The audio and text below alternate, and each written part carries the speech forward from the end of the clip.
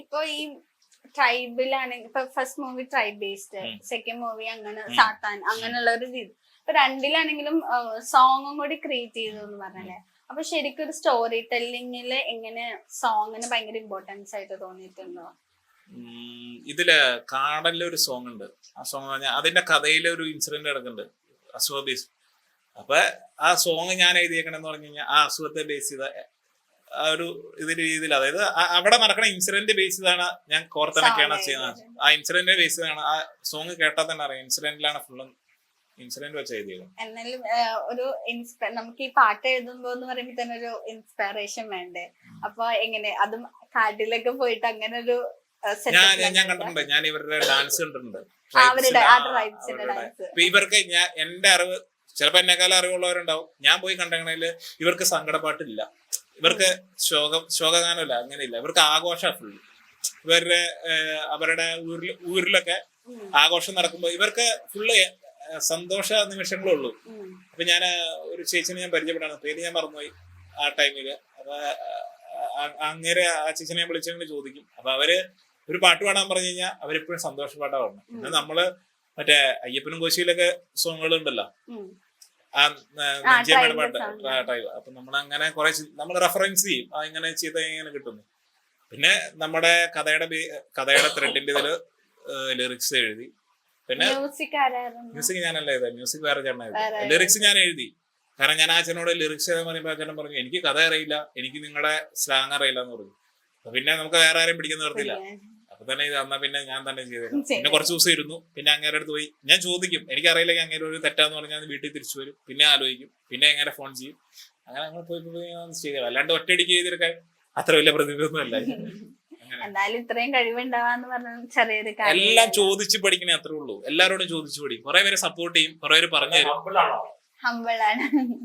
അത് സന്തോഷമായിട്ടും ഭയങ്കരമായിട്ട് പറയണ ഹമ്പിളാന്നൊക്കെ പറഞ്ഞിട്ട്. എന്ത് തോന്നുന്നു ആളെ പറ്റിട്ട്? ഒറ്റ വാക്കി പറയുകയാണെങ്കിൽ ആളെ പറ്റിട്ട്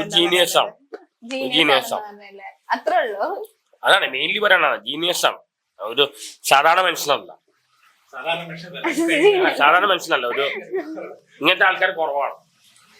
ശരി, ഇങ്ങനത്തെ ആൾക്കാർ കുറവാന്ന് പറഞ്ഞാൽ കറക്റ്റ് ആണ്. കാരണം എല്ലാം ഇങ്ങനെ ഭയങ്കര പ്ലാനോടെ ചെയ്തിട്ട് ഒരു ഇപ്പൊ ബഡ്ജറ്റിന്റെ കാര്യം തന്നെ നമുക്കൊരു മൂവി എടുക്കുന്ന ഭയങ്കര കഷ്ടപ്പാടാ. അപ്പൊ ഇങ്ങനെ പ്ലാൻ ചെയ്തിട്ട് ചെയ്യുന്ന ആൾക്കാർ കുറവാ. അപ്പൊ ഇനിയിപ്പോ ഇതുപോലെ ചെയ്യാൻ ആഗ്രഹിക്കുന്ന ഒരുപാട് ഫിലിം മേക്കേഴ്സ് ഉണ്ട്. അവരോട് എന്തെങ്കിലും അഡ്വൈസ് എന്തെങ്കിലും പറയാനുണ്ടോ? നല്ല രീതിയിൽ പ്ലാൻ ചെയ്താൽ മതി. പിന്നെ പ്ലാനിങ് നടക്കണമെന്നില്ല. നല്ല സപ്പോർട്ട് ചെയ്യാൻ, അയാളെ സപ്പോർട്ട് ചെയ്യാൻ ആൾക്കാർ വേണം. എങ്കിൽ അയാളെ സെറ്റ് ആവും. എന്നെ സപ്പോർട്ട് ചെയ്യാൻ എനിക്ക് ആള് കിട്ടി. ഞാൻ പറഞ്ഞില്ല, ഒരു നിർമ്മാതാവ് വരെ ഒരിക്കലും നിർമ്മാതാവിന് എന്റെ ഇതുപോലെ ചെറിയ ക്യാമറയിൽ വന്ന് അഭിനയിക്കേണ്ട ഒരു ആവശ്യമില്ല. സോണിയുടെ ഫ്രണ്ടിലൊന്നും ബന്ധങ്ങളാണ് എനിക്ക് തോന്നിയത്. അപ്പൊ ഞാൻ അങ്ങനെ വിളിച്ചു, ഒരു ദിവസം വിളിച്ചു, സാറേ നാളെ ഷൂട്ട് വന്നെന്ന് പറഞ്ഞു. അപ്പൊ സാധനം എല്ലാം ചോദിക്കില്ല, എന്റെ റോൾ എന്താന്ന് ചോദിക്കും. ഒന്നും ചോദിച്ചില്ല. ഞാൻ പറയാം എത്ര മണിക്ക് വന്നെന്ന് പറഞ്ഞു. 10 മണിക്ക് തന്നെ ടൈം പറഞ്ഞു. പുള്ളിയുടെ വലിയ കാറിൽ വന്നിരുന്നിട്ടേ ചോദിച്ചാ ഞാൻ ഇനി എന്താ പറയേണ്ടത്, കോസ്റ്റ്യൂം ഏതാന്ന് ചോദിച്ചു. പറഞ്ഞു വൈറ്റ് കോസ്റ്റ്യൂം. പുള്ളി കോസ്റ്റ്യൂം പക്കായിട്ടുണ്ടെന്ന്. കഥ ഒന്നും ചോദിച്ചില്ല, റോള് ചോദിച്ചില്ല, ഒന്നും ചോദിച്ചില്ല.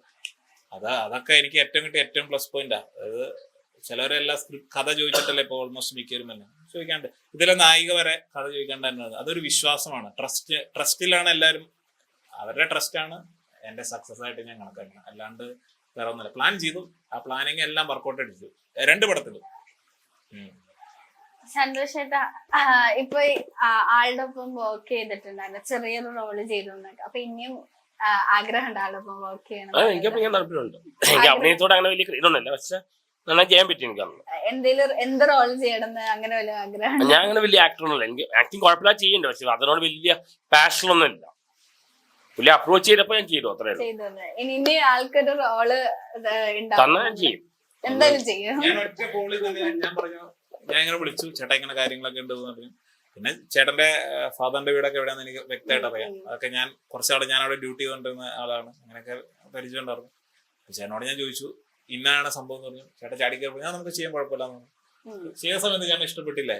ഞാൻ ശരിക്കും ശ്രദ്ധിച്ചു ആ സംഭവം ചെയ്യണം. ഇങ്ങനെ ചേട്ടൻ വണ്ടിയിൽ വന്ന് ഞാൻ കാണിച്ചു കൊടുത്തു, ഒരു ഡെമോ കാണിച്ചു കൊടുക്കും. ഫസ്റ്റ് ആ സമയത്ത് ചേട്ടൻ ഭയങ്കര ചിരിയായിരുന്നു അവിടെ നിൽക്കുന്നത്. അല്ല ചേട്ടൻ ഓർക്കണല്ലേ, വണ്ടിയിൽ വന്നിട്ട് ഇങ്ങനെ കാല് കുത്തിപ്പെടാൻ ഓടിക്കാൻ പഠിക്കുന്ന ആളെ കാണിച്ചു കൊടുത്തു. ഭയങ്കര രസമായിട്ടാണ് ചേട്ടൻ ചെയ്തത്. എനിക്ക് അതൊക്കെ അപ്പൊ തന്നെ ഇവനോട് പറഞ്ഞു. ചേട്ടൻ അതായത് പറഞ്ഞു, അപ്പൊ തന്നെ നമുക്ക് ചെയ്തു തന്നു. എത്ര മിനിറ്റ് കൊണ്ടാ അത് ഞങ്ങൾ ഷൂട്ട് ചെയ്ത്. നമ്മൾ എവിടെയും റീടേക്ക് എടുത്തില്ല, ഉം. പക്ക സംഭവമാണ്. പക്ഷെ ചേട്ടൻ ചെയ്തത് ഭംഗിയായിട്ട് തന്നെ ചെയ്തു. ചേട്ടൻ ചെയ്തിട്ട് എനിക്ക് ചിരി വന്ന രംഗം എന്ന് പറഞ്ഞാൽ ഒരു മരത്തിന്റെ പുറകെ വന്നിട്ട് ഇങ്ങനെ കാണിക്കുന്ന രംഗം കൊണ്ട് ഒരു ഇല മാറ്റി. അത് ഞങ്ങൾ കുറെ പേര് കണ്ടു ചിരിക്കുന്നത് ഭയങ്കര രസമായിട്ട് ഞങ്ങൾക്ക് തോന്നിയ രംഗം. അതൊക്കെ പെർഫെക്റ്റ് എടുത്ത് പറഞ്ഞു. ഇത് കൂളായിട്ടാട്ടോ ചെയ്തത്. പിന്നെ വേറെ ഒന്നുണ്ട്, ഞങ്ങൾ ഒരുപാട് ടീം വർക്ക് ഇല്ലല്ലോ. ഞാനുണ്ടായിരുന്നു അന്ന്, എന്റെ കൂടെ ഇവനുണ്ടായിരുന്നു. ഞങ്ങൾ രണ്ടുപേരും കൂടെ പോയത്. ഞങ്ങൾ ഓൾറെഡി ചേട്ടൻ സിംഗ് ആയ കാരണം കൂളായിട്ട്, ആള് നല്ല കൂളായിട്ട് ഭയങ്കര കംഫർട്ടബിൾ ഒന്ന് ചെയ്തു. അതെ, ഞാൻ ചെക്ക് കൊടുക്കാൻ മാറ്റില്ല. പക്ഷെ വേറൊരാള് പേര് പറയാനില്ല, റെമുനറേഷൻ ചോദിച്ചാണ് വേറൊരു റിവ്യൂ. പേര് പറയണ്ട, പക്ഷെ മനസ്സിലെപ്പോഴും ഓർത്തിരിക്കും.